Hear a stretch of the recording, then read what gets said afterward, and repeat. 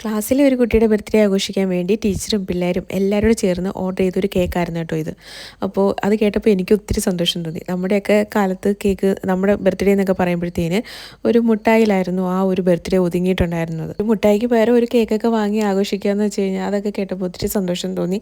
അപ്പോൾ ഈ കേക്കിന് എനിക്ക് ഓർഡർ തന്നത് ശ്രീനാഥായിരുന്നു കേട്ടോ. വാനില കേക്ക് എന്ന് പറഞ്ഞിട്ടുണ്ടായിരുന്നു. അപ്പോൾ ഞാൻ എങ്കിൽ പിന്നെ ഹൈറ്റ് കുറച്ച് ഇച്ചിരി വീതി കൂട്ടി ചെയ്ത് കഴിഞ്ഞാൽ അവർക്ക് കുറച്ച് പീസും കൂടെ അദ്ദേഹത്തിൽ കട്ട് ചെയ്തെടുക്കാൻ പറ്റുമല്ലോ.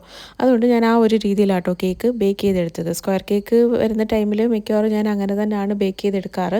കാര്യം അങ്ങനെ ചെയ്യുന്ന ടൈമിൽ നമ്മൾ സ്ക്വയർ കേക്ക് അല്ലേ കുറച്ച് ഹൈറ്റ് കുറച്ച് ചെയ്ത് കഴിഞ്ഞാൽ അത്യാവശ്യം കുറച്ച് കൂടുതൽ പീസ് കട്ട് ചെയ്ത് നമുക്ക് എടുക്കാൻ പറ്റും. അതുകൊണ്ട് മിക്ക സ്ക്വയർ കേക്ക് ഞാൻ അങ്ങനെ തന്നെയാണ് ചെയ്ത് കൊടുക്കാറ്.